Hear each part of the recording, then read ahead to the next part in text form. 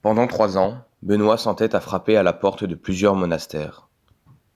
Le premier est la Chartreuse de Saint-Omer, où les moines ne peuvent plus accueillir de novices à cause d'un incendie. Il lui conseille de se former au chant et de continuer ses études avant de se présenter ailleurs. Il se rend alors à pied, accompagné par un autre de ses oncles, chanoine, à cheval, à la Chartreuse de Montreuil, où on lui fait remarquer qu'il est trop jeune et qu'il doit encore étudier. Benoît rejoint donc les siens, et cela lui pèse beaucoup car il estime qu'à son âge, il ne doit plus être une charge pour ses parents. Il étudie quelques mois au presbytère de Ligny, au milieu d'élèves qui se moquent souvent de lui. Il s'ouvre de sa vocation religieuse et pénitente à un compagnon de travail, Idou.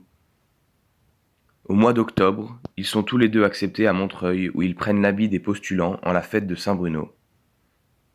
Idou sera chartreux, mais Benoît, au bout de quelques semaines, est reconduit à Hamet à cause de ses angoisses constantes. Loin de se décourager, il reprend la route pour tenter sa chance à la trappe. Il espère que le travail manuel auquel il est d'ailleurs habitué lui fera du bien.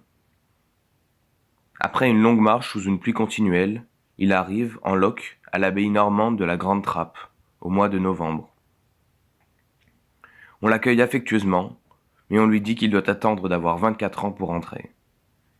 Il revient chez lui, mais cette fois il n'arrive plus à travailler au champ ou aux études, tant il est habité par son désir. Il se demande s'il aurait dû insister pour faire fléchir la règle et être admis exceptionnellement.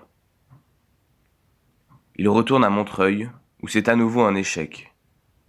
Cette fois-ci, le prieur lui dit « Allez, Dieu ne vous veut pas chez nous. Suivez les inspirations de la grâce. » Son obstination naturelle le fait repartir vers Soligny, la Trappe. Mais la règle ne cède pas. Il n'a que 21 ans. Alors il entreprend, toujours à pied et mendiant, le long trajet de 800 km pour la Trappe de Sept-Fons en Bourgogne. Il y est reçu et prend l'habit. Benoît devient frère urbain et semble avoir enfin trouvé sa voie. Au bout de 6 mois, il tombe malade. On le porte à l'infirmerie du monastère, mais ses frères sont bien en peine pour le soigner. De quelle sorte de maladie est donc atteint ce jeune moine qui passe tous ses temps libres devant le Saint-Sacrement ? Que signifient toutes ces pénitences et austérités diverses qu'il ajoute à la règle déjà rigoureuse ? Pourquoi certains jours ne vient-il pas communier comme les autres ? Benoît, fiévreux et rempli de tristesse à cause de son isolement, doit repartir. En vérité, ce qui le rend incapable d'être religieux, c'est son propre tempérament. Benoît est terriblement anxieux et scrupuleux, c'est-à-dire qu'il a toujours peur de mal agir, de déplaire à Dieu. Il se reconnaît tellement pécheur devant la sainteté de Dieu, que quelquefois il n'ose plus s'approcher de la table eucharistique.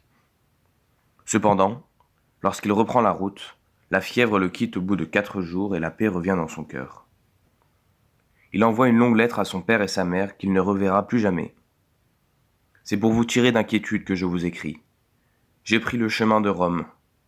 Il y a en Italie quelques monastères. J'espère entrer dans l'un d'eux.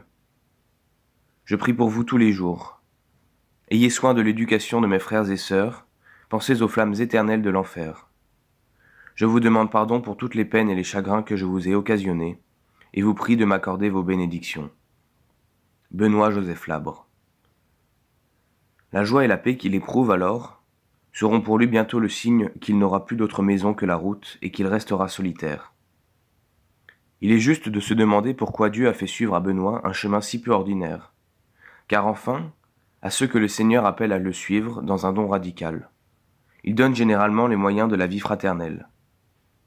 En effet, c'est en vivant avec des frères que l'on apprend à s'aimer les uns les autres et à aimer Dieu ensemble. Or, il semble que Benoît ait déjà atteint cet amour d'union avec Dieu et avec les autres.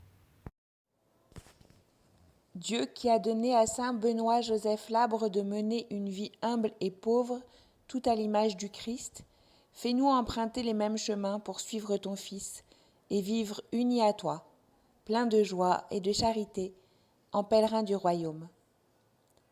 Seigneur Dieu, qui avez amené saint Benoît Labre à s'attacher à vous seul, par l'humilité vraie et la pauvreté réelle, donnez-moi, grâce à ses mérites, de mépriser les biens de la terre et de rechercher uniquement ceux du ciel.